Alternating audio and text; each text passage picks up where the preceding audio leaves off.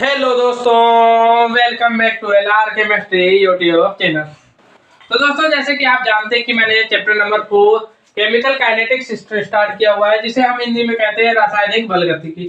तो chemical kinetics हमने जो पिछला वीडियो है उसमें हमने बात की थी इंट्रोडक्शन की और इसे रिलेट किया था अलग अलग चैप्टर्स के साथ। उसके बाद केमिकल काइनेटिक्स के इंपॉर्टेंस को जाना था, किस चीज को, इंपॉर्टेंस जानने के बाद हमने इसके जो है इसे डिफाइन किया था। क्या किया था हमने? इसे डिफाइन किया था। उसके बाद इसके टाइप्स के बारे में बात किए थे और उसके बाद हमने ROR यानी रेट ऑफ रिएक्शन के बारे में बात किए थे। तो इतने टॉपिक जो है तो हमने एक्सप्लेन करके छोड़ दिए थे आपके पिछले ही जो है वीडियो में। तो ये था, लेकिन अब यहीं पर पे जो रेट ऑफ रिएक्शन है इसी का एक जो स्पेशल चीज है वो छूट गई थी, जो कि थी आपकी न्यूमेरिकल। तो न्यूमेरिकल क्या है, तो वो न्यूमेरिकल आपका क्या है इसके बारे में अब हम देखते हैं। और न्यूमेरिकल मैंने जो है इसलिए छोड़ दिया था क्योंकि आपका वीडियो लंबा हो चुका था। तो अब हम बात ज्यादा बढ़ाते ना हुए, अब हम बात करते। तो न्यूमेरिकल है क्या? Express the rate of following reaction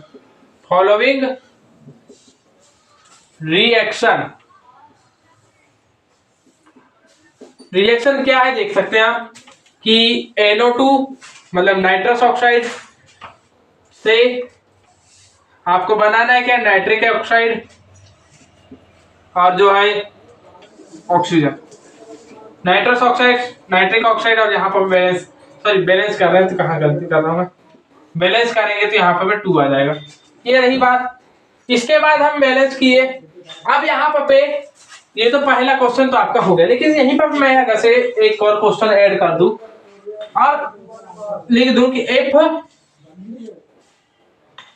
if decreasing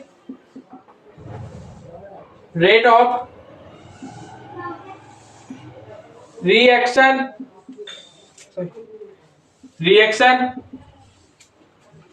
is 6 into 10 raised to power minus 14 mole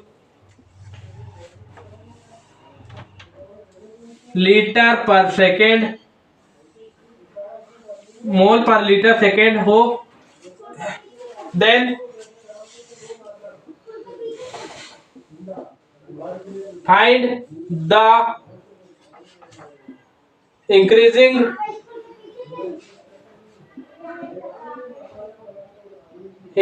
rate of nitrous oxide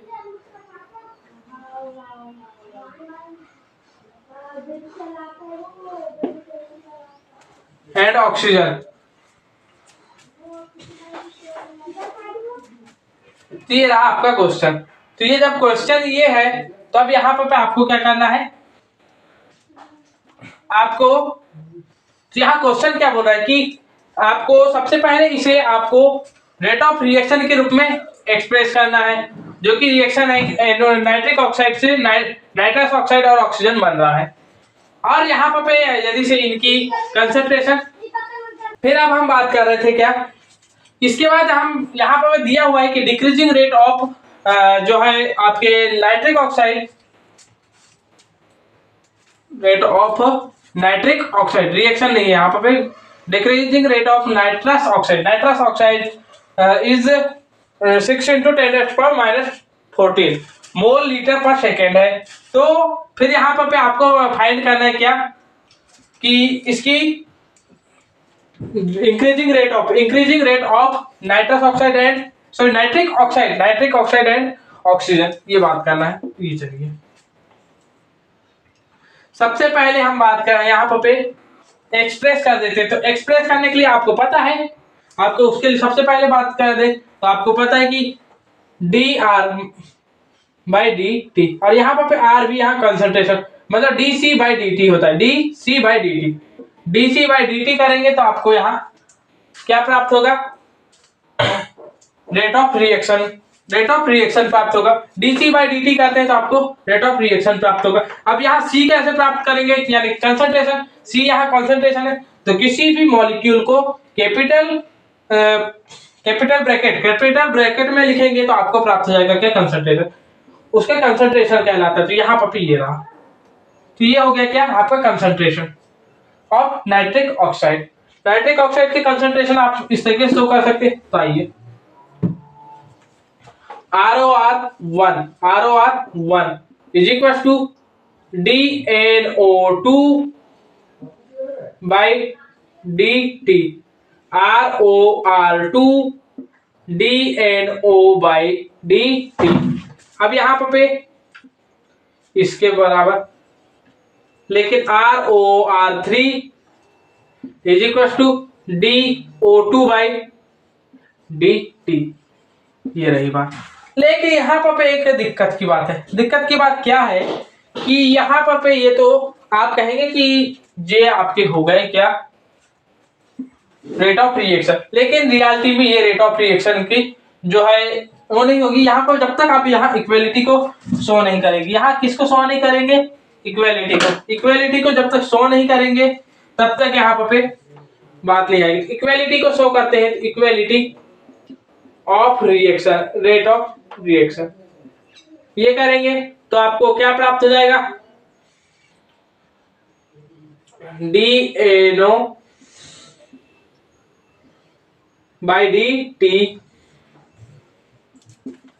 DNO, वहां NO था, NO2 था, यहाँ NO और फिर यहाँ DO2, ये हो गया। आप कहेंगे जी हाँ सर, लेकिन यहाँ पे पहली बात तो ये डिक्रीज हो रहा है। जी हाँ डिक्रीज होगा, तो डिक्रीज के लिए आपने माइनस किया कर दिया, पॉजिटिव रहेगा क्योंकि ये इंक्रीज हो रहा है। चलिए, लेकिन यहाँ पे 2 है, यहाँ 2 है, लेकिन यहाँ 1 है। तो ऐसी स्थिति में जो है ये 1/1 हो जाएगा, ये 1/2 हो जाएगा और ये 1/2, और ये माइनस तो है ही, लेकिन 1/1 को 1 और 1 को लिखा नहीं जाता है। तो यहाँ पे इसकी जो रेट ऑफ रिएक्शन की जो स्टेप है कुछ इस तरीके से लिख देंगे। तो ये रहा आपका पहले क्वेश्चन का आंसर। लेकिन यहाँ पे क्वेश्चन और एक है जो कि आपकी लास्ट लाइन में है कि then find the increasing rate of NO and O2, ये फाइंड करना है। तो फिर यहाँ पर सबसे पहले हम बात करते हैं for NO, DNO2 half of DNO2 by dt is equals to half of DNO by dt। अब यहाँ पे इसे ही लिख सकते हैं DNO2, क्योंकि हाफ से हाफ कैंसिल कर दिया आपने, मान लीजिए। तो DNO by dt is equals to DNO by dt। NO ये किया, लेकिन यहाँ पर यही जो है इसी को आपने क्या बना दिया था, इसी की जो रेट है यही चीज है 6 × 10⁻⁴, और आपको फाइंड क्या करना था, DNO by dt। तो यही चीज फाइंड आउट करनी थी। तो यह रहा आपका यहाँ पर एक आंसर। लेकिन अभी भी जो है ऑक्सीजन की बच गई है, तो ऑक्सीजन की कैसे निकालेंगे, तो DNO2 by dt, लेकिन यहाँ हाफ आएगा। और यहाँ पे आपके दिमाग में आ रहा होगा कि सर यहाँ माइनस कहाँ गया, तो आपको बता दिया जाए कि जब भी आप यहाँ पे न्यूमेरिकल वैल्यू याद करेंगे तो वहां पर रिजल्टेंट की बात करेंगे, बस ओनली परिणामी की बात करेंगे, रिजल्टेंट की। और वहां पर साइंस की कोई, मतलब साइन की, जो आपके चिन्हों की कोई वैल्यू नहीं होती। तो यहाँ पर इस वजह से जो चिन्ह की वैल्यू नहीं है, लेकिन फिर भी आपको चिन्ह लगाना है। तो यहाँ आपने पॉजिटिव चिन्ह लगाया है तो यहाँ नेगेटिव लगाना पड़ेगा, और यहाँ नेगेटिव है तो यहाँ पॉजिटिव है तो यहाँ नेगेटिव होगा, याद रखेंगे, बस यही बात है। फिर यहाँ DO2 by dt ये हो जाएगा। अब हाफ ऑफ, इसकी वैल्यू थी 6 × 10⁻⁴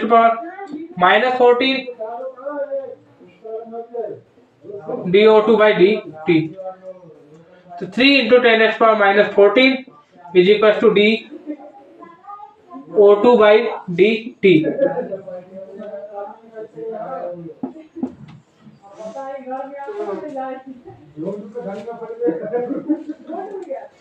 तो ये रही बात। अब यहाँ पर ये वैल्यू आ गई।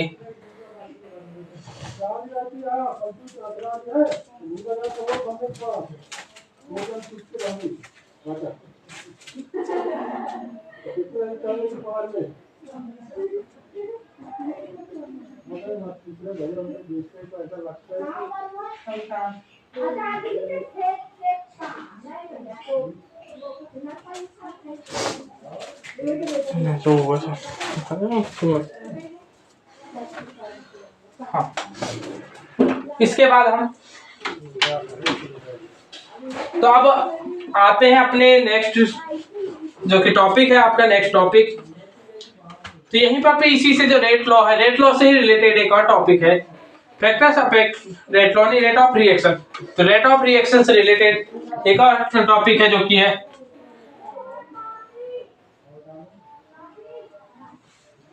Factors affecting rate of reaction. ये फैक्टर्स क्या क्या है तो याद रखें, ये फैक्टर्स हैं। सबसे पहले कंसंट्रेशन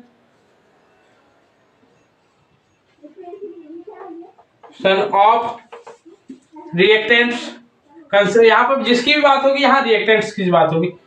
फिर टेम्परेचर ऑफ, यहाँ पे टेम्परेचर के बाद बारी आएगी थर्ड नंबर पे, आप बात कर सकते हैं कैटालिस्ट। कैटालिस्ट के बाद बारी आएगी आपके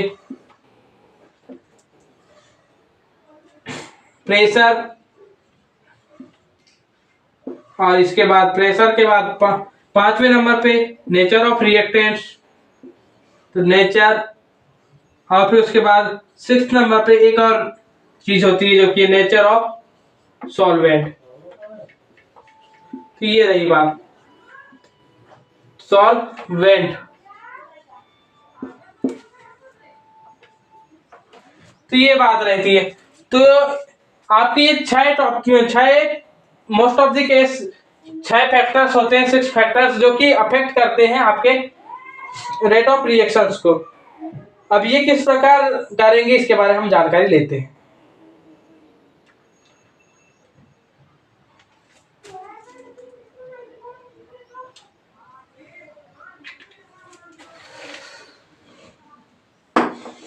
तो ये सबसे पहले कंसंट्रेशन की बात करें तो कंसंट्रेशन का यहाँ शाब्दिक अर्थ यहाँ पर भी निकाल सकते हैं क्वांटिटी से, वर्ड मीनिंग इसका निकाल सकते हैं आप क्वांटिटी से। तो क्वांटिटी से निकालेंगे आप। तो अब आप जैसे कि आपको निकालना ही है, तो मान लीजिए आपने, उदाहरण के लिए मैं ले लूं कि अगर से मान लीजिए आपने क्या है किसी दिन या फिर किसी टाइम पर पे आपने स्पेशल टाइम पर पे 2 की जगह आपने 4 चम्मच 4 स्पून राइस ईट किया।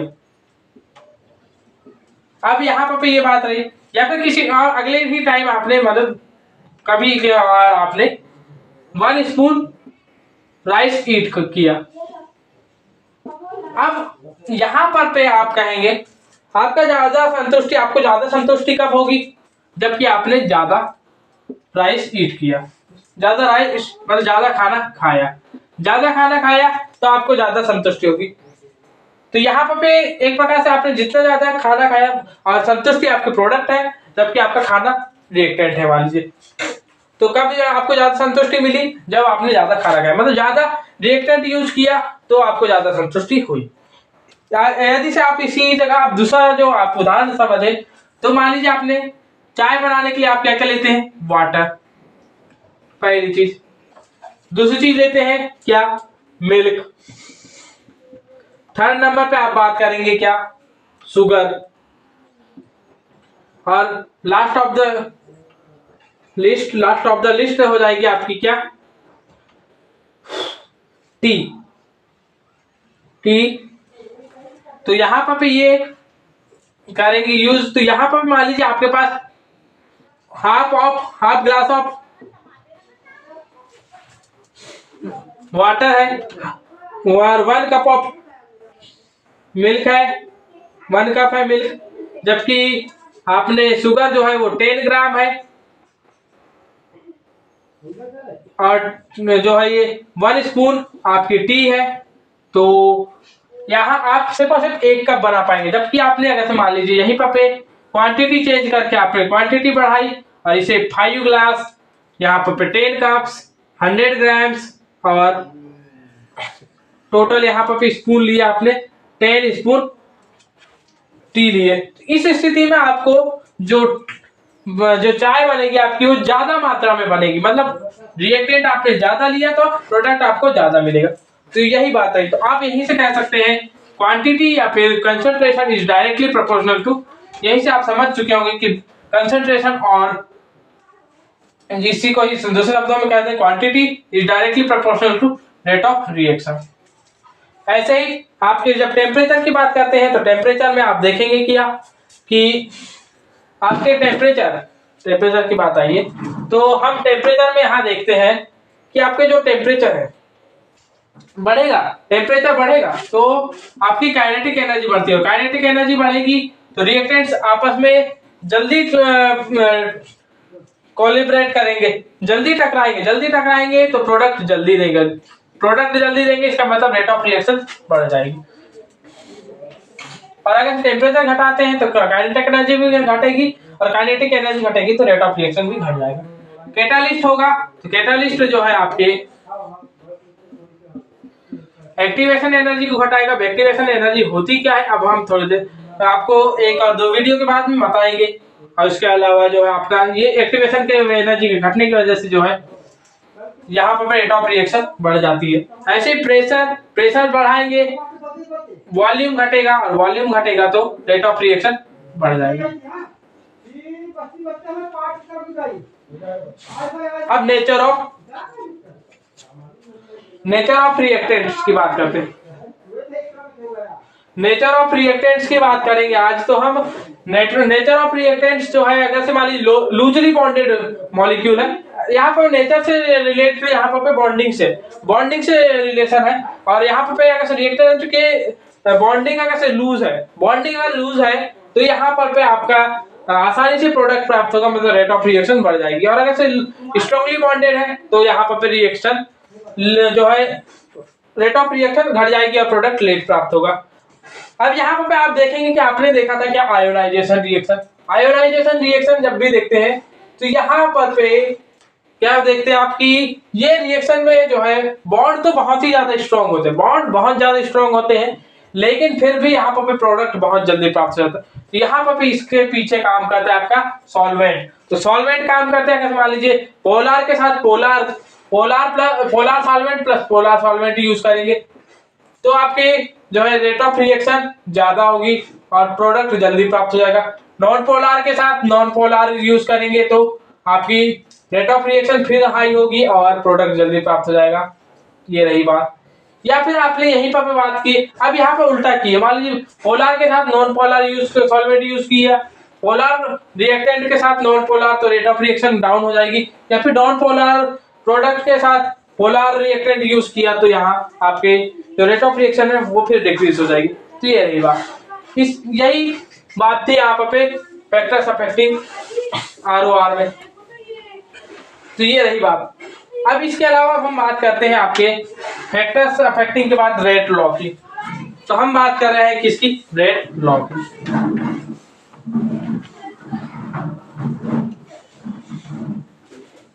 तो अगली बात है आपकी रेट लॉ। तो ये रेट लॉ का कॉन्सेप्ट आया कहां से, तो पिछले ही जो 11th क्लास है, 11th क्लास में आपने एक नियम है जिसे कि आप कहते हैं मास एक्शन लॉ। आपने एक नियम पढ़ा था मास एक्शन लॉ।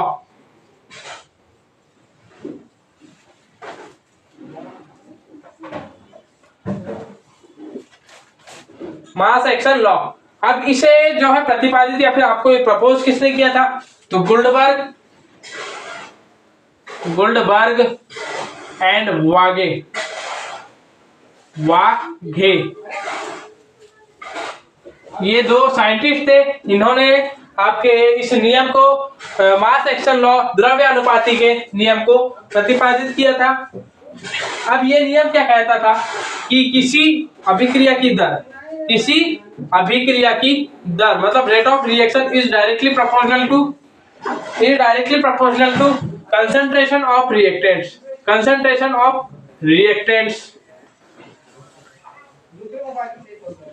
अब मान लीजिए, अब यहाँ पे आपने देखा था के फॉरवर्ड के बैकवर्ड, के फॉरवर्ड के टाइम पर आपका रिएक्टेंट होता था, लेकिन के बैकवर्ड के टाइम पर प्रोडक्ट रिएक्टेंट का काम कर देता था।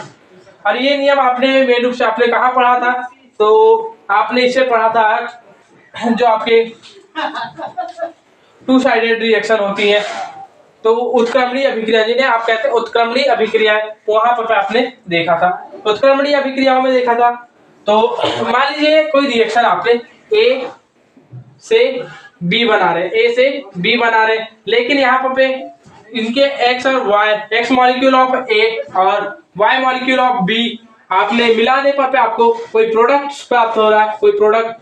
तो यहाँ पर पे आपके जो रेट ऑफ रिएक्शन होगी, वो rate of reaction is directly proportional to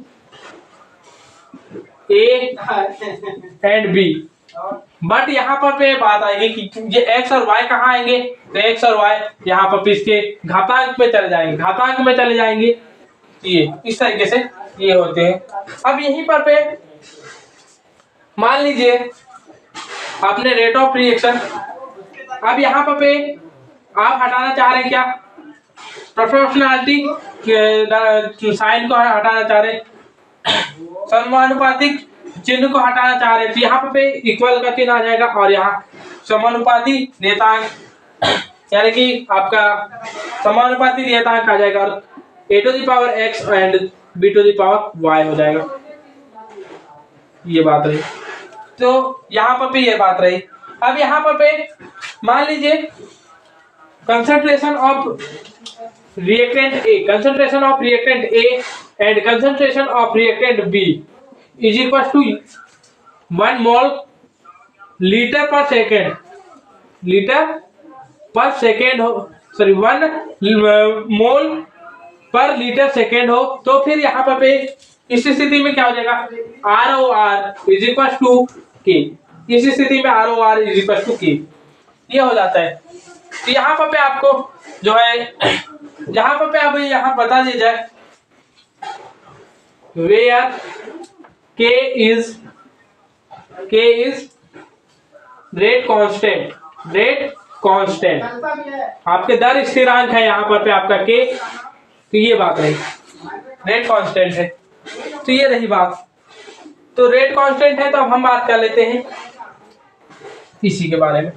तो रेट कांस्टेंट है, तो इसी को अब हम डिफाइन कर लेते हैं। तो डिफाइन करना चाहे इसको, तो ये है, क्या इंग्लिश में परिभाषा उतने अच्छे से ध्यान नहीं है, इस वजह से मैं थोड़ा सा बोल दे रहा हूँ, बाकी हिंदी की परिभाषा तो बाद में बोलूंगा। तो rate constant that rate of reaction, मतलब rate constant is that rate of reaction when concentration of every reactant will be unity. यहाँ पे आप ही देख रहे हैं यूनिट, यहाँ पे वन यानी unit.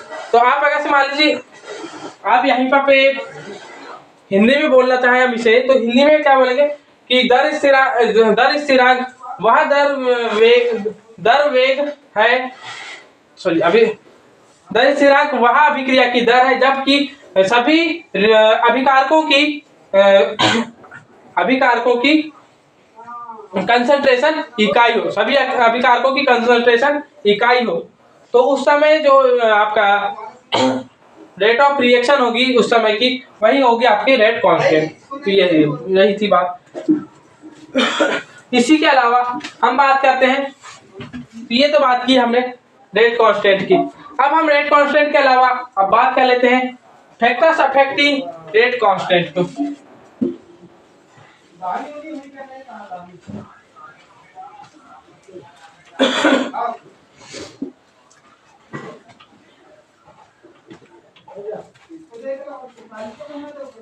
Factors affecting rate constant की बात करते हैं।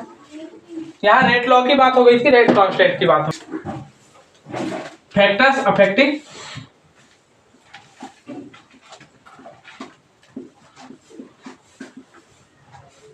रेट कांस्टेंट,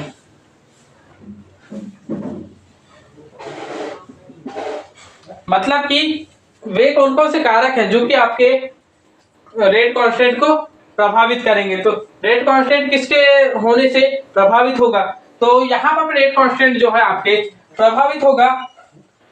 एक तो पहली चीज तो रेट ऑफ रिएक्शन, आपने खुद ही ने देखा था कि रेट ऑफ रिएक्शन से ही आपने जो है इसे डिराइव किया था। डिराइव जब जिस चीज से आपने किए तो वो तो यहाँ पे अफेक्ट तो करेगा ही करेगा, प्रभावित करेगा ही करेगा। और जितनी ज्यादा रेट ऑफ रिएक्शन होगी, या डायरेक्टली प्रोपोर्शनल की बात हुई थी, मतलब जितनी ज्यादा जो है रेट ऑफ रिएक्शन होगी उतना ही ज्यादा आपका रेट कांस्टेंट होगा, और जितनी कम होगी उतना ही कम रेट कांस्टेंट होगा। इसके अलावा हम बात करते हैं सेकेंड नंबर पे, तो टेम्परेचर। तो टेम्परेचर फिर से बात, जब टेम्परेचर आपके रेट ऑफ रिएक्शन को अफेक्ट कर रहा है तो यहाँ पर आपके रेट कांस्टेंट को भी अफेक्ट करेगा, सेम तरीके से अफेक्ट करेगा। अगर से टेम्परेचर ज्यादा तो रेट कांस्टेंट भी ज्यादा, टेम्परेचर कम तो रेट कांस्टेंट भी कम। और एक और सबसे बड़ी बात बता दी जाए कि यहाँ पर जो आपका रेट ऑफ रिएक्शन है वो टेम्परेचर के साथ बदलता है, टेम्परेचर के साथ चेंज होता है, लेकिन यहाँ पर रेट ऑफ रिएक्शन किसी एक टेम्परेचर पे भी नियत नहीं रहता। लेकिन रेट कांस्टेंट जो है वो टेम्परेचर की वजह से फिक्स्ड है, तो आपके जो है रेट कांस्टेंट फिक्स होगी। कॉन्सेंट्रेशन रेट जो टेम्परेचर है उसके साथ डायरेक्टली एकदम फिक्स तरीके से चलते रहता है। इसके अलावा थर्ड नंबर पे आपकी बात आती है जो कि है आपके ऑर्डर ऑफ रिएक्शन की। ऑर्डर ऑफ रिएक्शन, अब ये क्या है ऑर्डर ऑफ रिएक्शन, ये अभी जस्ट जो है आपका अगला ही टॉपिक मॉलिक्यूलिटी, अगला टॉपिक है मॉलिक्यूलिटी के बाद ऑर्डर ऑफ रिएक्शन, तो ये रहेगा और ये अगले ही वीडियो में बात की जाएगी इनकी। और फोर्थ नंबर पे आपके कंसंट्रेशन ऑफ रिएक्टेंट्स, ये तो आपने जो है देख ही लिया है, आपको बता ही दिया है कि किस प्रकार से अफेक्ट करता है कंसंट्रेशन ऑफ रिएक्टेंट्स। तो ये लीजिए, अब आप जो है यहाँ स्क्रीनशॉट ले सकते हैं और साथ साथ यहाँ वीडियो आपका समाप्त होता है। तो दोस्तों इस वीडियो को देखने के लिए धन्यवाद। जय हिंद, जय श्री राम।